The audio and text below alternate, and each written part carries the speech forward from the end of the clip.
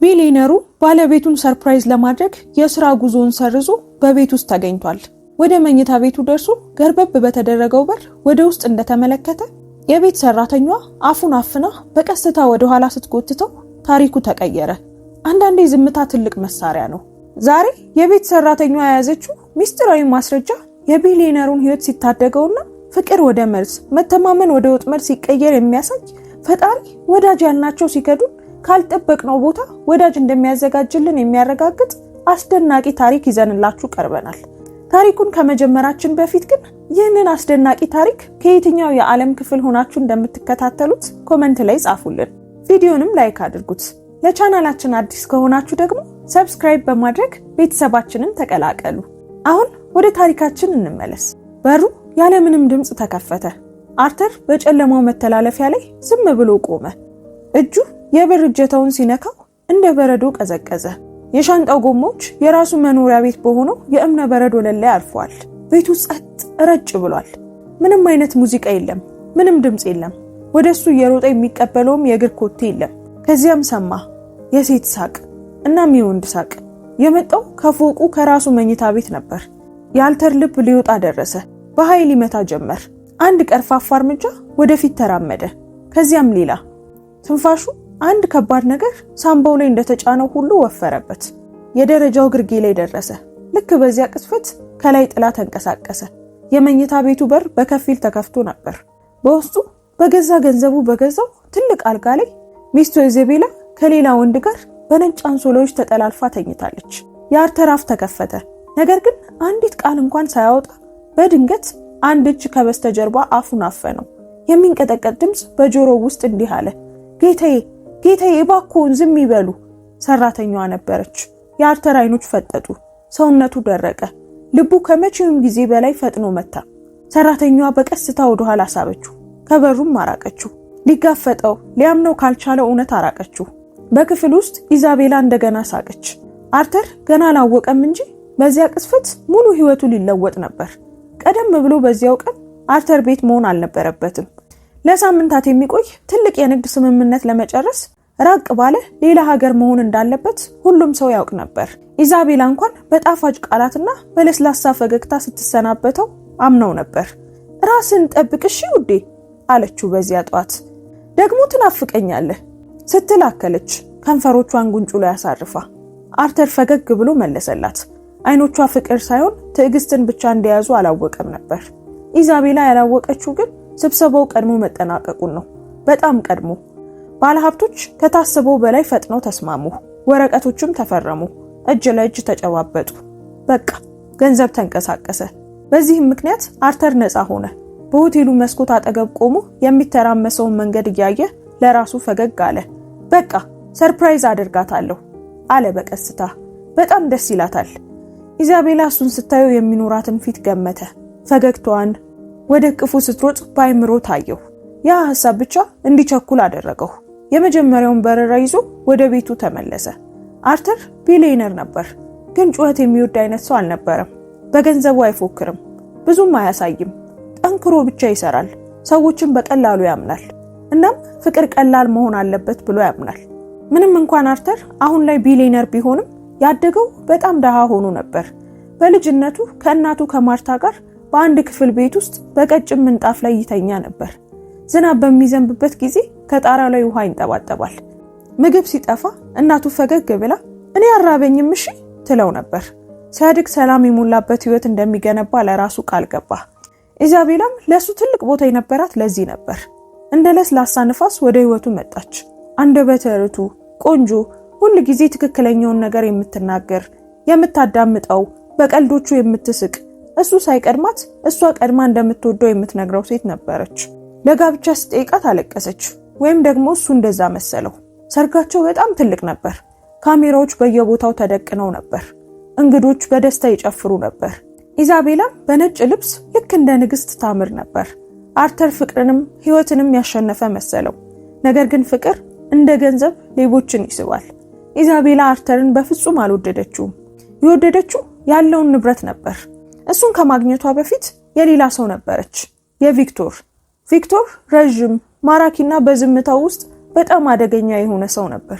ጠንክሮ ሰርቶም አያውቅም፣ ግን ትልቅ ነገር ያልማል። ገንዘብ በፍጥነት ይፈልጋል። ቀላል የሆነ ገንዘብ ይፈልጋል። ኢዛቤላ የባለጸጋ ሰው አይን ውስጥ እንደገባች ስትነግረው ቪክቶር ፈገግ አለ። አግቢው አላት በረጋ መንፈስ። ታጋሾች እንሆናለን። ኢዛቤላ አመነታች። ግን አንቺ ሁሌም የኔ ነሽ አላት ቪክተር ወደሱ ስቦ ያቀፋት። ይህ የንግድ ስራ ብቻ ነው። እናም እሷ በልቧ ውስጥ ውሸት በቅፏ ውስጥ ደግሞ ሌላ ወንድ ይዛ አርተርን አገባች። ከሰርጉም በኋላ ቢሆን ወደ መኖሪያ ቤቱም ከገባች በኋላ ኢዛቤላ ቪክቶርን ማየት አላቆመችም። የበለጠ ጥንቃቄ ማድረግ ጀመረች፣ ወይም እሷ እንደዛ አመነች። የቤት ሰራተኛዋ ስም ማያ ነበር። ወጣት፣ ዝምተኛና ብዙ ጊዜ የማትታይ ነበረች።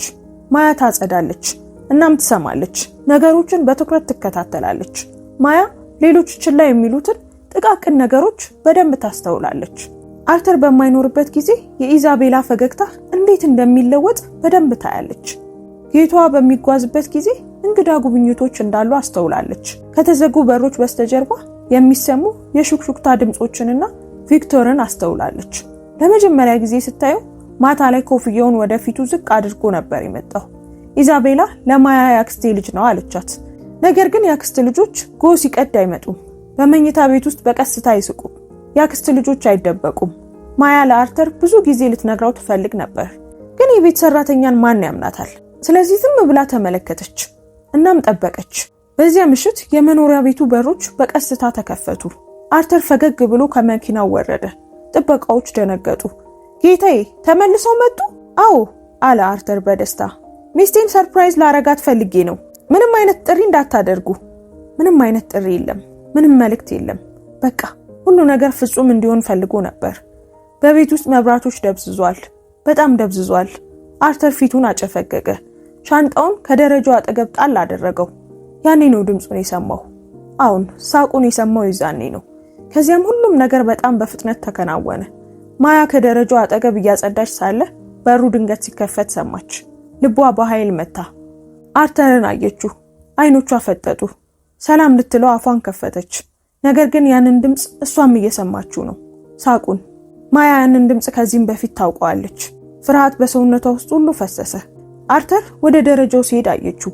ግራ መጋባቱን፣ ፈገግታው ሲጠፋ ተመለከተች። እናም ሮጠች። አርተር የመኝታ ቤቱ በር ላይ ሲደርስ ማያ ከኋላው ነበረች። በሩ ሲከፈትና እውነቱ እንደ መርዝ ሲፈስ የአርተር አፍ ተከፈተ። በዚያን ጊዜ ማያ እርምጃ ወሰደች። አፉን አፈነችው።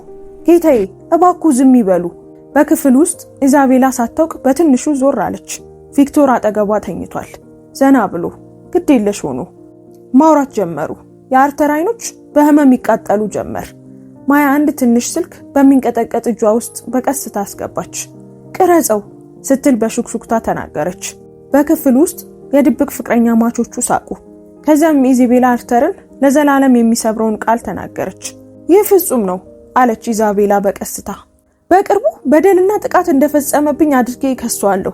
ቀድሞውኑ ፎቶዎችን አዘጋጅቻለሁ። ቪክቶር ከት ብሎ ሳቀ። ከዚያም የሀብቱ ግማሽ ያንቺ ይሆናል። ከዚያም ደግሞ እንጠፋለን።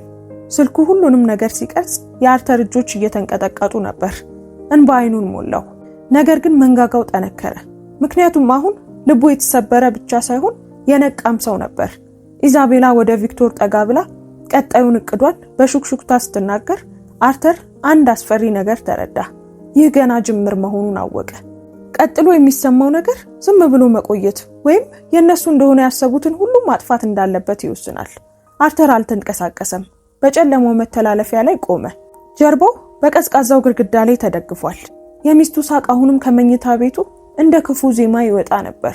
ስልኩን እንደያዘ ጣቶቹ ደነዘዙ። የስልኩ ስክሪን እያንዳንዱን ቃል፣ እያንዳንዱን ሳቅ፣ እያንዳንዱን ክፉ እቅድ በቀስታ ይቀርጽ ነበር። በክፍል ውስጥ ኢዛቤላ አልጋው ላይ በግዴለሽነት ተዘረጋች። የሚገርመው አለች በለስላሳ ድምጽ፣ አርተር ሰዎችን በጣም ያምናል። በጣም ረጋ ያለ ሰው ነው። መልሶ እንኳን አይዋጋም። ቪክቶር ሳቅ አለና ለዚህ እኮ ነው ይህ የሚሰራው። ምን እየተፈጠረ እንደሆነ በሚያውቅበት ጊዜ ፖሊሶች ቀድመውኑ ጣልቃ ገብተው ይሆናል። አርተር በደረቱ ውስጥ አንድ ነገር ሲቀደው ተሰማው። ይህች አብሯት ሲጸልይ የነበረችው ሴት፣ ህልሙን ያካፈላት፣ ስሙን፣ ቤቱንና ህይወቱን አምኖ የሰጣት ሴት ነበረች። የማያ እጅ አሁንም ክንዱ ላይ ነበር። ረጋ ያለ ቢሆንም ይንቀጠቀጣል። አይኖቿ በታላቅ ፍርሃትና በጥፋተኝነት ስሜት ተሞልቷል። እውነቱን ስላሳየችው የምታዝን ትመስላለች።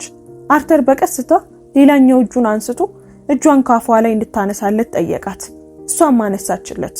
እሱ ግን ምንም አልተናገረም። ምንም መናገርም አልቻለም።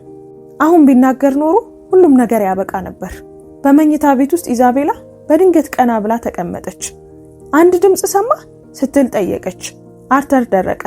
ማያም ትንፋሿን ዋጠች። ቪክቶር ፊቱን አጨፈገገ። ምናልባት ኤሲው ይሆናል፣ ዘና በይ አላት። ኢዛቤላ እንደገና ሳቀች። ልክ ነህ፣ የቤት ሁሉ ጊዜ ድምጽ ያወጣል ስትል ወደ ትራሷ ተመለሰች። አርተር አይኑን ጨፈነ። ያሳቅ ከእንግዲህ ጣፋጭ አልነበረም።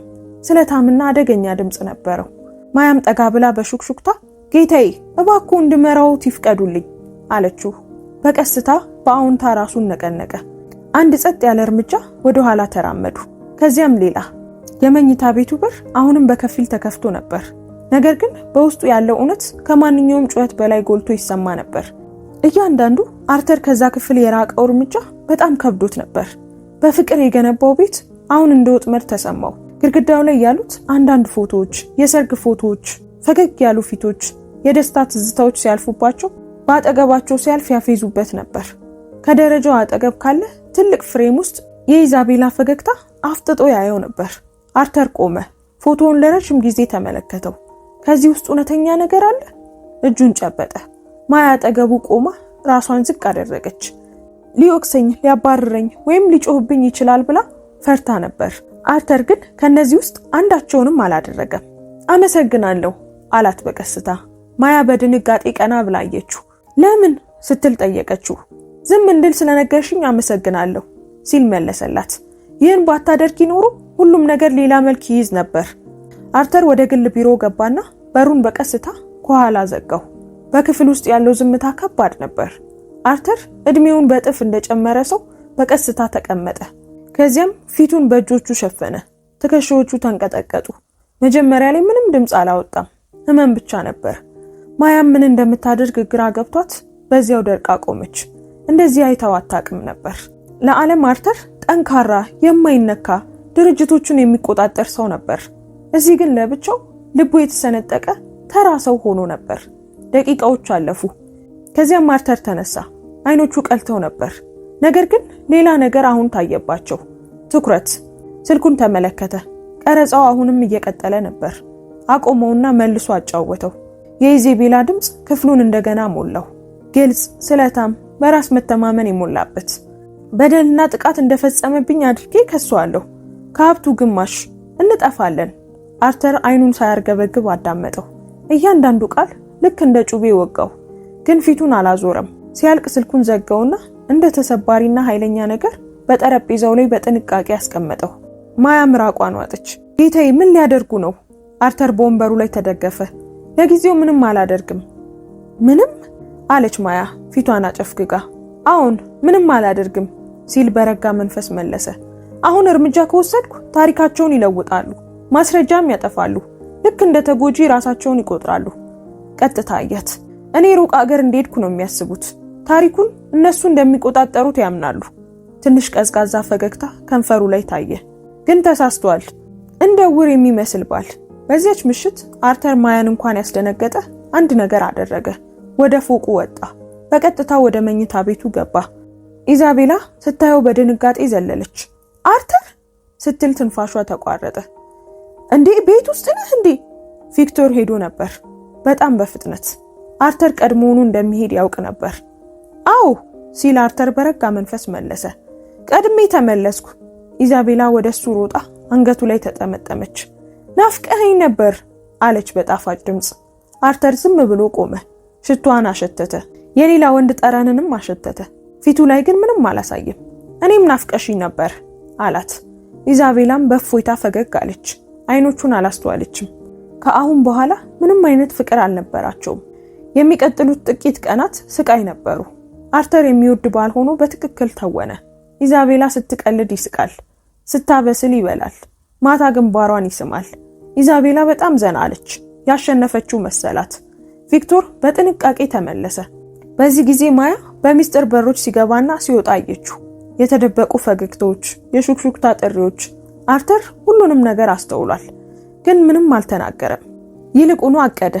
ገንዘቡን በቀስታ ማንቀሳቀስ ጀመረ፣ ለመደበቅ ሳይሆን ለመከታተል እንዲመቸው። በሌላ ስም ጠበቃ ሎሰንን አነጋገረ። በውጭ ሀገር ከሚገኝ የግል መርማሪም ጋር ተነጋገረ። ቀረጻውን በብዙ ቦታዎች ገለበጠው። ኢዛቤላ ለውጥ አስተዋለች፣ ግን በተሳሳተ መንገድ ተረጎመችው። አርተር ደካማ የሆነ እንደመጣ አሰበች። አንድ ምሽት ተኝቶ በመምሰል ላይ እያለ ኢዛቤላ በስልክ ስታንሾካሹክ ሰማ። ሊደርስ ነው አለች። ምንም አልጠረጠረም። አርተርም ዝም ብሎ ተኛ። ልቡ በኃይል ይመታ ነበር፣ ምክንያቱም ኢዛቤላ የማታውቀውን ነገር እሱ ያውቃል። ሊከሰስ ያለው እሱ ሳይሆን እሷ ናት። አንድ ምሽት ማያ የአርተርን የቢሮ በር በቀስታ አንኳኳች። ጌታዬ ስትል ተጣራች። ፈርቻለሁ። ለምን ሲል በቀስታ ጠየቃት። ሊጎዱኝ ይችላሉ አለች። ማወቄን ካወቁ ሊጎዱኝ ይችላሉ። አርተርም ቆመ። በእኔ ጥበቃ ስር ነሽ አላት በጽኑ ድምፅ። ማንም አይነካሽም። ግን እመቤት፣ እሷ እኮ ከእንግዲህ እመቤትሽ አይደለችም ሲል አርተር በቀስታ አቋረጣት። ለረጅም ጊዜ አትቆይም። ማያ እንባ ባይኗ ሞልቶ በእሽታ ራሷን ነቀነቀች። አርተር አንድ ትንሽ ስልክ ሰጣት። ከአሁን ጀምሮ አላት ሁሉንም ነገር ቅረጪ፣ እያንዳንዱን ቃል፣ እያንዳንዱን እንቅስቃሴ። ማያ አመነታች።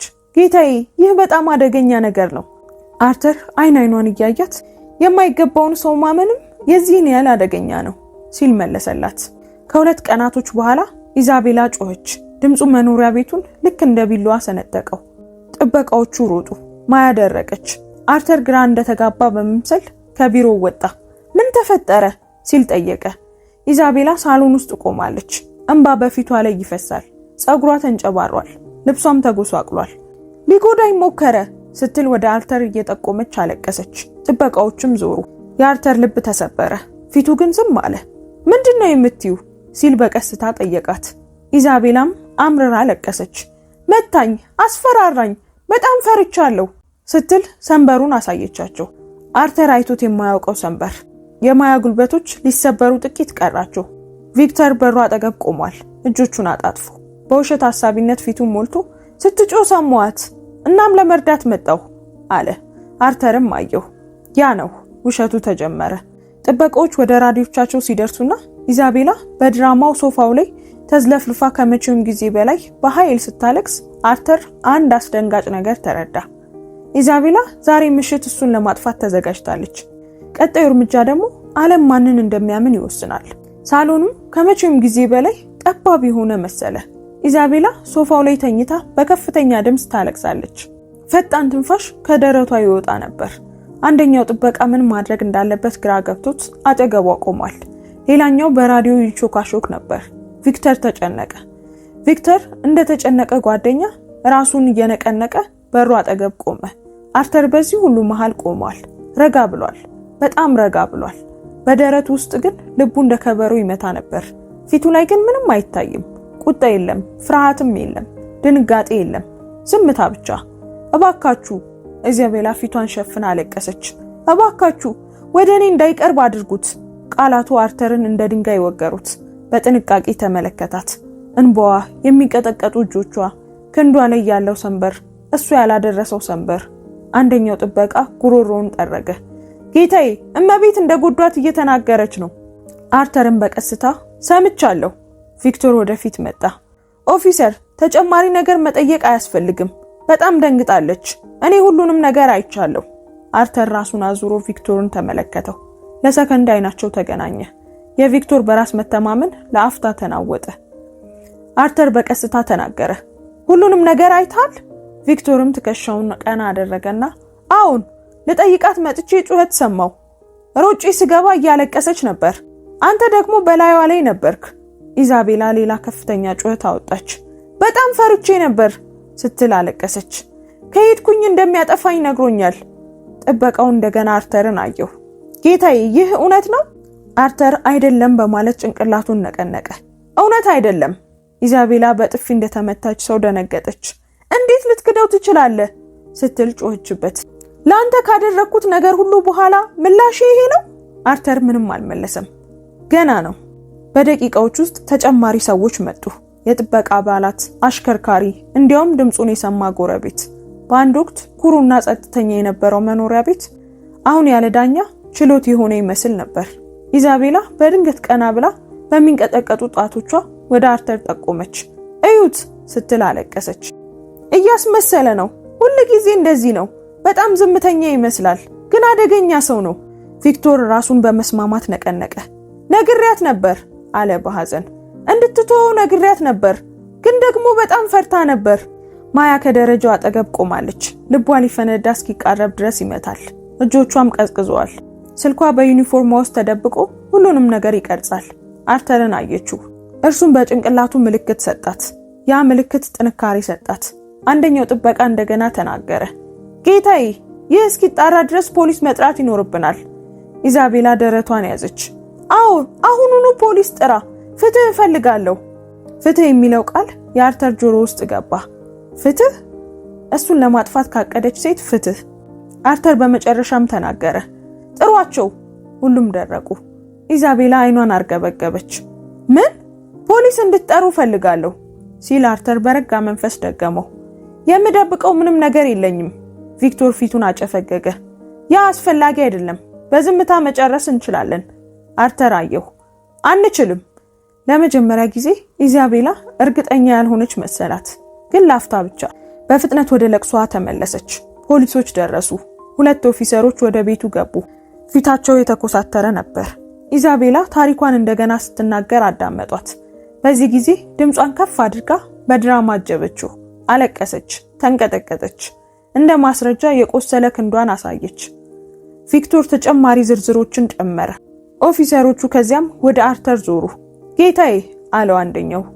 ምን የሚሉት ነገር አለ? አርተር እጆቹን በፊቱ ላይ አጣመረ። ሚስቴን አልነካኋትም፣ እኔ አላስፈራራኋትም። ኢዛቤላ በእንባዋ መካከል ሳቀች። በጣም ታስመስላለህ። አርተር የኦፊሰሩን አይን አየ። ሙሉ ምርመራ እንዲደረግ ጠይቃለሁ። ቪክቶር ቀና አለ። ለምን ይጓተታል? የአርተር ድምጽ ግን ጽኑ ነበር። ምክንያቱም እውነት ጊዜ ትፈልጋለች። ኦፊሰሮቹ ተያዩ። በጣም ጥሩ አለ አንደኛው። ለጊዜው ጌታዬ፣ ለጥያቄ አብረውን መሄድ ይኖርቦታል። ማያ ጉልበቷ ሲዝል ተሰማት። የኢዛቤላ ከንፈሮች ተዘጉ። አርተር ወደ በሩ ሄደ። ማያ በአጠገቧ ሲያልፍ ከንፈሯን ሳታንቀሳቅስ በሹክሹክታ ጌታዬ አለችው። አርተርም ሳይዞር ረጋ በይ አላት። ከመኖሪያ ቤቱም ወጣ። በሩ ከኋላው ተዘጋ። ኢዛቤላ በመጨረሻ ለቅሷን አቆመች። አርተር በሄደበት ቅስፈት ኢዛቤላ ቀጥ ብላ ቆመች። እንባዋም በፍጥነት ደረቀ። ቪክቶር ፈገግ ብሎ ጥሩ ሄዷል አላት። ኢዛቤላም በረጅሙ ተነፈሰችና ምንም አልተከላከለም። ቪክቶርም ሳቀ። መቼም አያደርገውም። ሳሎን ውስጥ የወይን ብርጭቋቸውን አጋጩ። ማያ ከጥላ ስር ሆና ታያለች። ሆዷ ተገላበጠ። ሁሉንም ነገር ቀረጸች። ኢዛቤላ ሶፋው ላይ ተዘረረች። ይህ አንዴ በይፋ ከወጣ በቃ እሱ አብቅቶለታል። ሚዲያው በህይወት እያለ ይበሏል። ቪክቶር በመስማማት ራሱን ነቀነቀ። ገንዘቡን ይዘን እንሄዳለን። ኢዛቤላ ፈገግ አለች። የሁሉንም ነገር ግማሽ። ማያ እጆቿ በጣም ይንቀጠቀጡ ነበር፣ ግን ቢሆንም መቅረጿን አላቆመችም። ፖሊስ ጣቢያው ውስጥ አርተር በትንሽ ክፍል ውስጥ ለብቻው ተቀመጠ። ግድግዳዎቹ ባዶ ነበሩ። አንድ ኦፊሰር ደግሞ ደጋግሞ ጥያቄ ጠየቀው። አርተርም በረጋ መንፈስ መለሰ። ሰዓታት አለፉ። በመጨረሻም ሌላ ኦፊሰር ገባ። ጌታዬ አለው። ለጊዜው ወደ ቤቱ መሄድ ይችላሉ። አርተርም ውጪ ቆመ። ሹፌሩ ሳሙኤል ይጠብቀው ነበር። መኪናው ሲንቀሳቀስ አርተር ተደግፎ አይኑን ጨፈነ። ህይወቱ ተመለሰ፣ ግን ጽናቱም አብሮ መጣ። ያሸነፉ ይመስላቸዋል ሲል ለራሱ አንሾካሸከ። ግን ጨዋታው ገና መጀመሩ ነው። ወደ ቤቱ ሲመለስ ኢዛቤላ ግድ የለሽ ሆነች። በስልክ በከፍተኛ ድምጽ ትስቃለች። ገንዘብ ሳትደብቅ ታንቀሳቅሳለች። ቪክቶርንም በግልጽ ትጋብዛለች። ማያ ሁሉንም ነገር አንድ በአንድ እየቀረጸች ነው። አንድ ምሽት ማያ የአርተርን ቢሮ አንኳኳች። በዝምታ ተውጦ ነበር። ስልኩን ሰጠችው። አርተርም አዳመጠው። የኢዛቤላ ድምጽ እንደገና ክፍሉን ሞላው። ፍርድ ቤቱ ውሳኔ ሲሰጥ እሱ አልቆለታል። እገድልሻለሁ ብሎ እንዳስፈራራኝ እናገራለሁ። ሰንበሮቹ ቀላል ነበሩ። የአርተር እጅ ጠነከረ። ስንት ቀረጻዎች አሉ ሲል ጠየቃት። ሁሉም አሉ አለች ማያ። ሁሉም ነገር? አርተር ጠየቃት። አሁን ሁሉም ነገር አለ። ጥሩ ማያ መነታች። ጌታዬ ቢታወቅስ? አርተር በቀስታ አያት።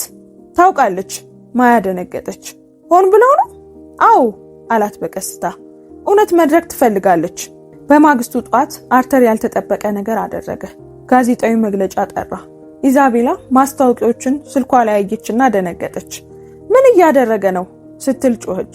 ቪክቶር ፊቱን አጨፈገገና ይህ የእቅዱ አካል አልነበረም። የኢዛቤላ ልብ መታ። ንጹህ ለመምሰል እየሞከረች ነው። ቪክቶር ቆመ።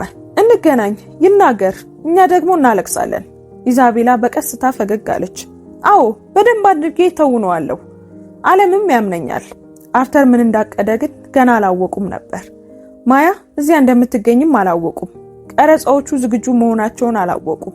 በጋዜጣዊ መግለጫው ግን አርተር ልብሱን እያስተካከለ ከጀርባው ቆመ። ማያ አጠገቡ ቆማለች። ፊቷ ቢጋረጣም ጠንካራ ነበረች። ተዘጋጅተሻል ሲል ጠየቃት። ራሷን ነቀነቀች።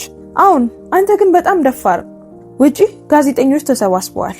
ካሜሮች ይበራሉ፣ ድምጾች ያስተጋባሉ። ኢዛቤላ ጥቁር ለብሳ ደረሰች። ፊቷ በሐዘን ተሞልቷል። ቪክቶር እንደ ጠባቂ አጠገቧ ይራመዳል። ተቀመጡ። አርተር ወደ መድረኩ ሲወጣ ክፍሉ ጸጥ አለ። ህዝቡን፣ ሚስቱን፣ የከዳውን ሰው ተመለከተ። ከዚያ ምሽት ጀምሮ ለመጀመሪያ ጊዜ አርተር ፍርሃት አልተሰማውም፣ ግልጽነት ብቻ። ወደ ማይክሮፎኑ ተጠጋ። ስሜ አርተር ነው ብሎ ጀመረ። የኢዛቤላ አይኖች ፈጠጡ። ይህ ታሪክ ሲል ቀጠለ እስካሁን እንደተነገራችሁ አይደለም። በክፍል ውስጥ የሹክሹክታ ድምፅ ተሰማ። ኢዛቤላ የቪክቶርን እጅ አጥብቃ ያዘች። አርተር ዝም አለ። ምክንያቱም ቀጥሎ የሚናገረው ነገር ወይ ያድነዋል ወይንም ደግሞ ሁሉንም ነገር ያጠፋዋል። ክፍሉ ጸጥ አለ። እያንዳንዱ ካሜራ ወደ አርተር ዞረ። እያንዳንዱ ጋዜጠኛ ህይወት ሊለውጡ የሚችሉ ቃላትን ለመጻፍ ብዕሩን አዘጋጀ። ኢዛቤላ ወንበሯ ላይ ደርቃ ተቀምጣለች። ጣቶቿን ወደ ቪክቶር ክንድ ሰዳለች። ራሷን ዝቅ አድርጋ የተሰበረችና የፈራች መስላ ትተውን ነበር። ቪክቶር ቀጥ ብሎ ተቀምጧል። ፊቱ ረጋ ያለ ቢሆንም መንጋጋው ግን ጠንክሯል። አርተር ሁለቱንም አያቸው። ከዚያም ወደ ህዝቡ ዞረ። ይሄ ለኔ ቀላል አይደለም አለ በቀስታ። ግን እውነት ብዙ ጊዜ ቀላል አይደለችም። አንዲት ጋዜጠኛ እጇን አወጣችና ጌታዬ ባለቤቱ ያቀረበችውን ክስ ይክዳሉ? አርተርም አዎ ሙሉ በሙሉ ክዳለሁ። በክፍል ውስጥ ድምፅ አስተጋባ። ኢዛቤላ በቀስታ ቀናለች። አይኖቿ የውሸት እንባን ያፈሳሉ። እንዴት እንደዚህ ትዋሻለህ ስትል በድንገት ጮኸች። ያደረከውን ሁሉ ረሳኸው? ካሜራዎች በአንድ ጊዜ ወደሷ ዞሩ። ቪክተርም ቆም አለና በረጋ መንፈስ ቀድሞውኑ የቆሰለች ሴት የምታስፈራራበት ጊዜ አይደለም። አርተር ምንም ምላሽ አልሰጠም። ጠበቀ። እርጋታ እንዲሰፍን እጁን አነሳ። ይህን ጠብቄ ነበር አለ። እንባን ጠብቄ ነበር፣ ቁጣንም ጠብቄ ነበር። ዝም አለ። ቀጥሎ ግን እውነት መልሳ እንደምትዋጋም ጠብቄ ነበር። የኢዛቤላ ልብ መታ። አርተር በትንሹ ወደ ጎን ዞር አለና ማያ አላት። ከመድረኩ ዳር ትንሽ እንቅስቃሴ ተሰማ። ማያ ወደፊት መጣች። ክፍሉ በሹክሹክታ ተሞላ። ማናት እሷ ሲል አንዳች ሰው ጠየቀ። የኢዛቤላ ፊት ደረቀ። የቪክቶር አይኖች በትንሹ ፈጠጡ። አርተር በግልጽ ተናገረ። ይህች ማያ ናት፣ የቤት ሰራተኛዬ ናት። ኢዛቤላ በንቀት ሳቀች። ሰራተኛ አለች። አሁን ደግሞ ውሸት እንዲዋሹልህ አገልጋዮችን ማምጣት ጀመርክ? ማያም ደነገጠች፣ ግን አልቆመችም። አርተር ከጀርባዋ እጁን አሳረፈ። እሷ ሲል አርተር ቀጠለ። ዛሬ እዚህ የቆምኩበት ምክንያት ናት። የኢዛቤላ ትንፋሽ ተቋረጠ። ቪክተር ወደ እሷ ጠጋ ብሎ ረጋ በይ ብሎ አንሸኳሸከ። አርተር ወደ ጋዜጠኞቹ ዞረ። ሚስቴ ጥቃት አደረሰብኝ ባለች ምሽት አለ። ያለ ማስጠንቀቂያ ከውጭ ሀገር ተመልሼ ነበር። ካሜራዎቹንም አበራ። በዝምታ ወደ ቤቴ ገባው። ከመኝታ ቤቴ ግን ድምጽ ሰማው። ኢዛቤላ ራሷን ነቀነቀች። አቁም አርተር አለች። ችላ አላት። በሩን ከፈትኩ ሲል ቀጠለ። ሚስቴን ከአንድ ወንድ ጋር አልጋ ላይ ተኝታ አየዋት። ክፍሉ በድንጋጤና በጩኸት ታወከ። ኢዛቤላም ውሸት ነው፣ ውሸት ነው፣ የሚናገረው በሙሉ ውሸት ነው ስትል ጮኸች። ቪክቶርም በቁጣ ቆመ። ይህ እብደት ነው። አርተር ለመጀመሪያ ጊዜ ድምጹን ከፍ አደረገ። ዝም በሉ! ቃላቶቹ አስተጋቡ። ክፍሉ ጸጥ አለ። አርተር ወደ ማያ ዞረ። እሷ እዚያ ነበረች አለ። እኔ ከመናገሬ በፊት ሁለት ቃላትን በሹክሹክታ ነገረችኝ። አርተር ቀጥታ ኢዛቤላን አያት። ዝም በሉ! የኢዛቤላ ጉልበቶች ዛሉ። አርተር እጁን ወደ ኪሱ ሰዶ አንድ ትንሽ መሳሪያ አወጣ። ይህ አለ ወደ ላይ ከፍ አድርጎት። ሁሉን ነገር የያዘው ማስረጃ ነው። የኢዛቤላ ልብ መምታት ጀመረ። የቪክተር ፈገግታ ጠፋ። ሁሉንም ነገር ቀርጫለሁ ሲል አርተር ቀጠለ። ስለ ክህደታቸው ብቻ ሳይሆን ስለ ቀጣይ እቅዳቸውም ጭምር ቀርጫለሁ። ኢዛቤላ ጮኸች። እየዋሸ ነው! ይሄ ሰው እየዋሸ ነው! አርተር አንድ ቁልፍ ተጫነ። የኢዛቤላ ድምፅ ክፍሉን ሞላው። ግልጽ፣ ቀዝቃዛና በራስ መተማመን የሞላበት። ጥቃት እንደፈጸመብኝ አስመስላለሁ፣ እከሷለሁ። ሰንበሮቹ ቀላል ናቸው። የሀብቱ ግማሽ የኔ ይሆናል። ከዚያም እኔ እናንተ እንጠፋለን። ክፍሉ በድንጋጤ ጸጥ አለ። ኢዛቤላ ወደ ኋላ ተንገዳገደች። ቪክቶር ፊቱ ገረጣ። ጋዜጠኞች ተነሱ። ይህ ያንቺ ድምፅ ነው ሲል አንዱ ኢዛቤላ ላይ ጮኸባት። ራሷን በኃይል ነቀነቀች። አይደለም፣ ይህ የተቀነባበረ ነው። በፍጹም የኔ ድምፅ አይደለም። ቪክቶር ሊንቀሳቀስ ሞከረ፣ ግን ጥበቃዎቹ መንገድ ዘጉበት። አርተር አልጨረሰም። ይህ ብቻ አይደለም አለ ወደ ማያ ዞሩ። ማያ ምራቋን ውጣ ወደፊት ወጣች። ስልክ ይዛ ነበር። ተጨማሪ ቀርጫለሁ አለች በቀስታ። ድምፁ ቢንቀጠቀጥም ጠንካራ ነበር። ጌታዬን ፖሊሶች ከወሰዱት በኋላ ክፍሉ በሹክሹክታ ተሞላ። ማያ ቀረጻውን ከፈተችው። የኢዛቤላ ሳቅ እንደገና አስተጋባ። አልቆለታል በቃ። ዓለም እኔን ነው የሚያምነው። ኢዛቤላ ጮኸችና ወደ ማያ ሮጠች፣ ግን ጥበቆቹ ከለከሏት። አጥፏት! ኢዛቤላ ጮኸች። አጥፏት ይችን ሴት! ቪክቶር በቀስታ ወደ ኋላ አፈገፈገ። አርተር ሁሉንም ተመለከታቸው። ይህ በቀል አልነበረም፣ ይህ ፍትህ ነው። ጋዜጠኞች አሁን ይጮሁ ነበር። ወይዘሮ ኢዛቤላ ድብደባውን ዋሽተው ነው? እያስመሰሉ ነበር? ቪክቶር ቀረጻው ላይ ያለው ወንድ አንተ ነህ? ይህ የታቀደ ሴራ ነበር? ኢዛቤላ ወንበሯ ላይ ተዝለፈለፈች። ቪክቶር ሊናገር ሞከረ፣ ግን ድምጽ ማውጣት አልቻለም። ፖሊሶች በዝምታ ወደ ክፍሉ ገቡ። አርተር ከማይክሮፎኑ ራቅ አለ። ሁሉንም ማስረጃ ለባለስልጣናት አስረክቤያለሁ አለ በረጋ መንፈስ። ዋናው ኦፊሰር ኢንስፔክተር ሚለር ራሱን በአውንታ ነቀነቀ። ወይዘሮ ኢዛቤላ፣ አቶ ቪክቶር በሐሰት ክስ በማጭበርበርና በሴራ ምርመራ ይደረግባቸዋል። ኢዛቤላ ጮኸች። ቪክቶር ሊያመልጥ ሞከረ። 2 እርምጃ አልተራመደም። ካቴናው ጮኸ። ካሜራዎች ሁሉንም ነገር ቀረጹ። የኢዛቤላ ዓለም በሁሉም ፊት ፈረሰ። ከሰዓታት በኋላ ክፍሉ ባዶ ሆነ። አርተር በጸጥታ ቢሮ ውስጥ ለብቻው ተቀመጠ። ራሱን በወንበሩ ላይ አስደገፈ። ትግሉ አልተጠናቀቀም ነበር። የፍርድ ቤት ክርክሮች ይመጣሉ፣ አርዕስተ ዜናዎች፣ አሰቃቂ ጥያቄዎች። ግን እውነት በመጨረሻ ወጣ። ማያ በሩ አጠገብ ቆመች። ጌታዬ አለች በቀስታ። በጣም አዝናለሁ። አርተር አያት። ለምኑ? ላጡት ነገር አዝናለሁ ጌታዬ። አርተርም አመሰግናለሁ ማያ ሲል መለሰላት። አሁን አንድ ነገር አጥቻለሁ። ቆም አለ። ግን ደግሞ ያገኘሁት ነገር አለ። በአመስጋኝነት አያት። እውነትን አግኝቻለሁ አላት። ከማስመሰል ኑሮ ተላቅቄያለሁ።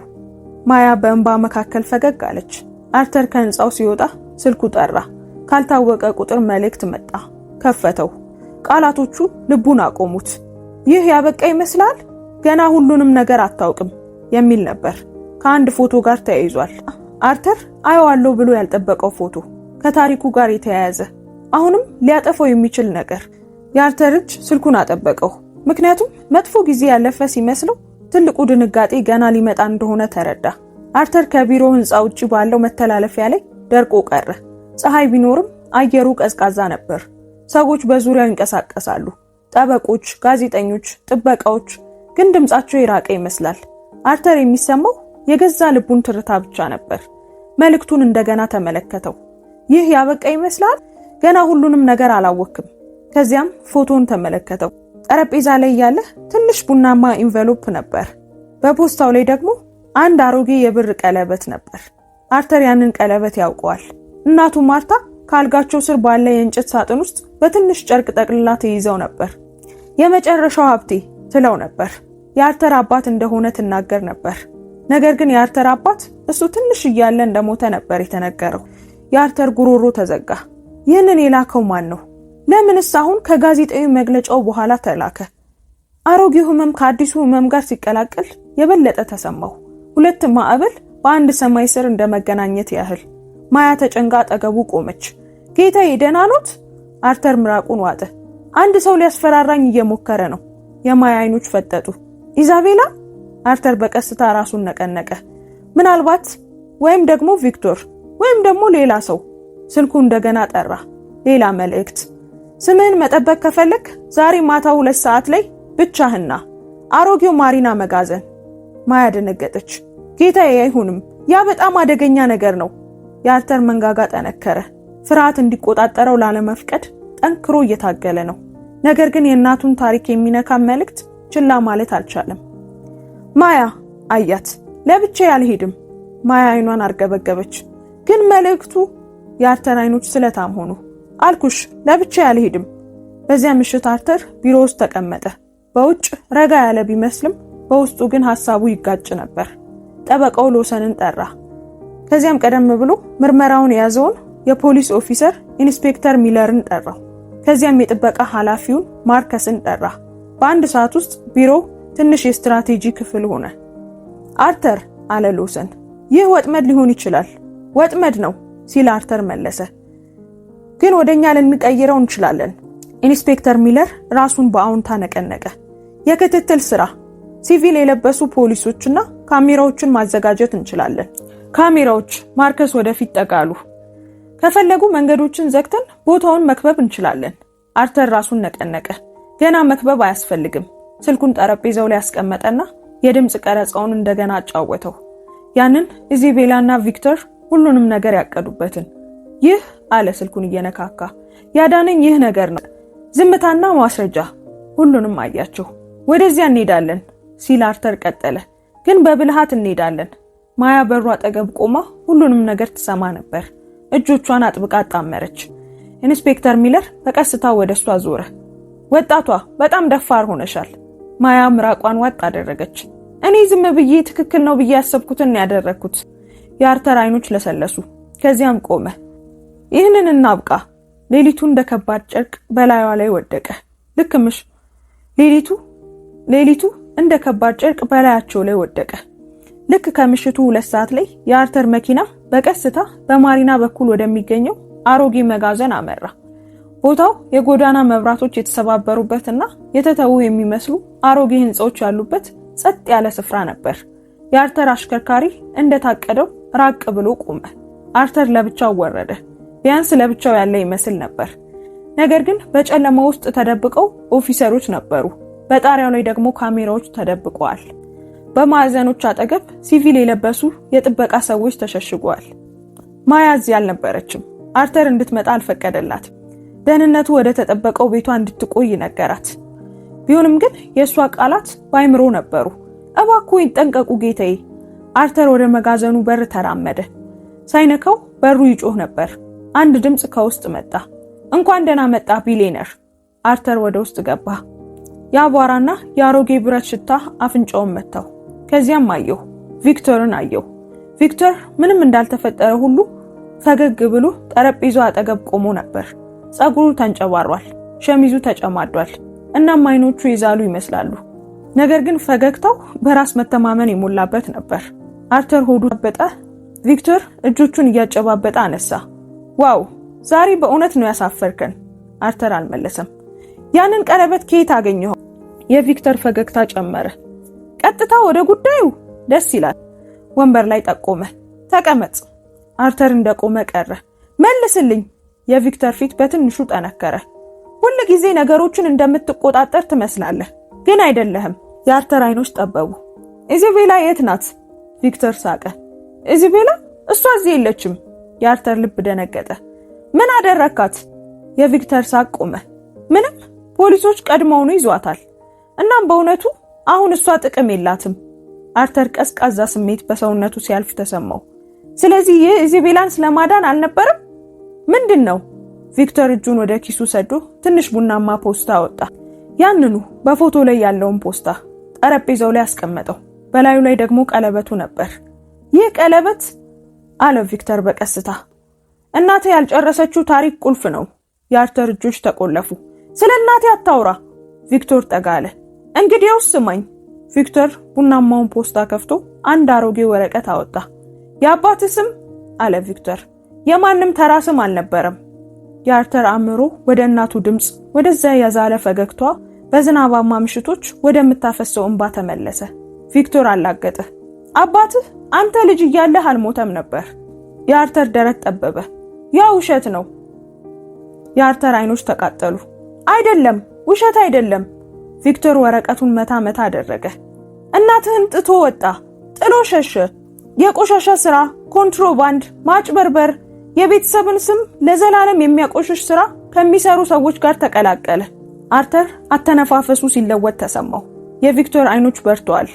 ዓለም ሀብት የመጣው እንደዛ ካለ ሰው እንደሆነ ካወቀ አርተር በድንገት ወደፊት ተራመደ። አርተር ለደቂቃዎች ትኩር ብሎ አየው። ከዚያም ቪክቶር ያልጠበቀውን ነገር አደረገ። አርተር ፈገግ አለ። የሞቀ ፈገግታ ሳይሆን ረጋ ያለ ፈገግታ። ተሳስተሃል አለው አርተር በቀስታ። ቪክቶር አይኖቹን አርገበገበ። በምን? ውርደት ሊቆጣጠረኝ ይችላል ብለህ በማሰብ በጣም ተሳስተሃል ሲል አርተር መለሰ። ቪክቶር አላገጠ። ውርደት አትፈልግም። አርተር ራሱን ነቀነቀ። እኔ ያደግኩት በውርደት ውስጥ ነው። ያደግኩት ሰዎች በተቀደደ ጫማዬ እያፌዙብኝ እየተዋረድኩ ነው። ያደግኩት በረሃብ ነው። ውርደት ፈጽሞ ሊያስፈራኝ አይችልም። የቪክቶር ፈገግታ ጠፋ። አርተር አንድ ቀርፋፋ እርምጃ ወደ ኋላ ተራመደና ድምጹን ከፍ አደረገ። ኢንስፔክተር ሚለር አለ በግልጽ። አሁን የቪክቶር አይኖች ፈጠጡ። ለሰከንድ ያህል ንጹህ ፍርሃት ፊቱ ላይ ታየ። ከዚያም የመጋዘኑ በር በኃይል ተከፈተ። መብራቶች ቦታውን አጥለቀለቁት። ፖሊሶች ከየአቅጣጫው ሮጠው ገቡ። ቪክቶር ዞር ብሎ ሊሮጥ ሲል ከማርከስና ከሁለት የጥበቃ ሰዎች ጋር ፊት ለፊት ተፋጠጠ። ካቴናው ጮኸ። ቪክቶር እየታገለ ጮኸ። አንተ የማትረባ አታለልከኝ! ኦፊሰሩ ወደፊት መጣ። ቪክቶር ተረጋጋ። በማስፈራራት በሴራና በማጭበርበር ሙከራ በቁጥጥር ስር ውልሃል። የቪክቶር ፊት በቁጣ ተጣመመ። ይህን ማድረግ አትችሉም፣ በፍጹም አትችሉም። አርተር ጠጋ ብሎ አይኑን አየው። እችላለሁ አለ በረጋ መንፈስ። ምክንያቱም የረሳው ነገር አለ። ቪክቶርም ምን ብሎ አናፋ። አርተር ስልኩን አነሳ። ይህ መጋዘን ካሜራዎች አሉት አለ አርተር። አፍ ደግሞ ሁሉንም ነገር አምኗል። የቪክቶር ትከሻዎች ወደቁ። አበቃ። ከመጋዘኑ ውጪ የሌሊቱ አየር ቀለል ያለ ይመስላል። ኢንስፔክተር ሚለር ቡናማውን ፖስታ ይዞ ከአርተር አጠገብ ይራመድ ነበር። ጌታዬ አለው፣ በእነዚህ ወረቀቶች ላይ ያለውን ሁሉ እናጣራለን። አርተር ራሱን ነቀነቀ። እባክህ አድርገው። በዝምታ የደረሰው ሎሰን ወረቀቱን ከፍቶ አነበበው። ከዚያም ቀና ብሎ አየሁ። አርተር ይህ ሙሉ አይደለም። የአርተር ልብ መታ። ምን ማለት ነው? ሎሰን አንዱን ክፍል ጠቆመ። አባትህ እንደጠፋ ነው የሚናገረው። እነዛን ወንጀሎች እንደሰራ አይናገርም። ቪክቶር ታሪኩን ሊያጣምም ሞክሮ ነበር። ኢንስፔክተር ሚለር ራሱን ነቀነቀ። በደንብ እንመረምራለን፣ ግን እስካሁን ባየሁት ቪክቶር እየዋሸ ነበር። አርተር በቀስታ ትንፋሽ አወጣ። ደረቱ ላይ ተጭኖት የነበረው ፍርሃት በመጨረሻም ለቀቀው። ወደ ሰማዩ ቀና ብሎ አየ። ከረጅም ጊዜ በኋላ ሰላም ተሰማው። ከሁለት ቀናት በኋላ የችሎቱ አዳራሽ ሞልቶ ነበር። ኢዛቤላ በተከሳሽ ሳጥን ውስጥ ቆማለች። አይኖቿ በዚህ ጊዜ በእውነተኛ እንባ አብጠው ነበር። ምንም አይነት ሜካፕ ፍርሃቷን ሊደብቀው አልቻለም። ቪክቶርም አጠገቧ ቆሟል። ተቆጥቶና ተሰብሮ ይታይ ነበር። ዳኛው ቀረጻዎቹን አዳመጠ። ማስረጃዎቹንም ተመለከተ። በጽኑም ፊቱን አጨፈገገ። አርተር የሚናገርበት ጊዜ ሲደርስ በረጋ መንፈስ ወደፊት መጣ። ኢዛቤላ በእንባ ተዘረረች። አርተር እባክህን፣ አዝናለሁ፣ ተደናግጬ ነበር። አርተር አያት። ድሮ ቢሆን ይራራላት ነበር። ድሮ ቢሆን እንባዋን ያምን ነበር። ዛሬ ግን ያ አይሆንም። አልተደናገጥሽም አላት አርተር በቀስታ። ይህ የታቀደ ነገር ነበር። ኢዛቤላም እባክህ አታጥፋኝ። የአርተር ድምጽ እንደተረጋጋ ነው። ቀድሞውኑ ራስሽን አጥፍተሻል። ዳኛው የመጨረሻውን ቃል ሰጡ። ኢዛቤላና ቪክቶር በሐሰት ክስ፣ በሴራ፣ በማጭበርበር ሙከራና በማስፈራራት ጥፋተኛ ተባሉ። በሕጉ መሰረት ቅጣታቸውን ይጠብቃሉ። አዳራሹ በጩኸት ተናወጠ። ኢዛቤላ ጮኸች። ቪክቶር ዝልፍልፍ አለ። አርተር ለአፍታ አይኑን ጨፈነ። ተጠናቀቀ። በዚያ ምሽት አርተር ወደ ቤቱ ተመለሰ። መኖሪያ ቤቱ የተለየ ስሜት ነበረው። አሁን ጭንቀት የለበትም፣ ቅዝቃዜም የለም። ዝምታ፣ ንጽህናና ሰላም ብቻ ነበር። ማያ ሳሎን ውስጥ በጭንቀት ቆማለች። እጆቿን በፊቱ አጣምራለች። አርተር ሲገባ በፍጥነት እጅ ነሳች። እንደምን አመሹ ጌታዬ። አርተር በዚህ ጊዜ በሞቀ ስሜት ፈገግ አላት። እንደምን አመሸሽ ማያ። የማያ አይኖች በእንባ ተሞሉ። ጌታዬ፣ የሚያባርሩኝ መስሎኝ ፈርቼ ነበር። እንደመቤት ያሉ ሰዎች ሁሉ ጊዜ ድሆችን ይቆጣሉ። አርተር ጠጋ አለና አንድ ትንሽ ሳጥን አቀረበላት። ማያ አይኗን አርገበገበች። ጌታዬ፣ ይህ ምንድን ነው? አርተር ከፈተው። በውስጡ ትንሽ የጆሮ ቅርጽ ያለው ተንጠልጣይ ያለው የወርቅ ሐብል ነበር። ማያ ግራ ተጋባች። አርተር በቀስታ ሳቅ አለ።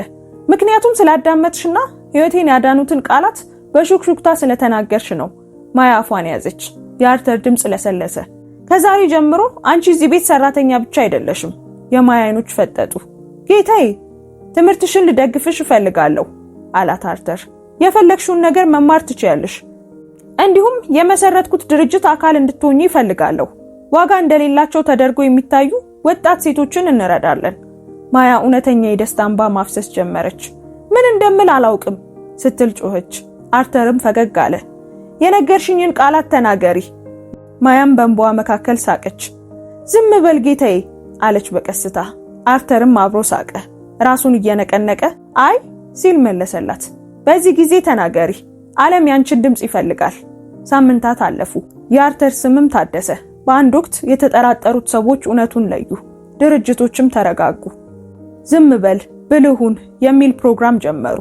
ሰዎችን ዝም ለማሰኘት ሳይሆን ረጋ ብለው እንዲመለከቱና ራሳቸውን በእውነት እንዲጠብቁ ለማስተማር። አርተር አንድ ቀን ጧት የእናቱን መቃብር ጎበኘ። ያንን አሮጌ ቀለበት ይዞ በዝምታ ቆመ። ስለ አባቴ ሁሉንም ነገር አላውቅም አለ በቀስታ። ግን አንቺ እንደሞከርሽ አውቃለሁ። በታማኝነት አሳደግሽኝ። አበቦችን አስቀመጠ። አሁን ደህና ነኝ እማዬ ሲል አንሾካሾከ። አሁን ነፃ ሰው ነኝ። ለስላሳ ንፋስ በዛፎቹ መካከል አለፈ። አርተር እናቱ የሰማችው መሰለው። ሊሄድ ሲል ስልኩ ጠራ።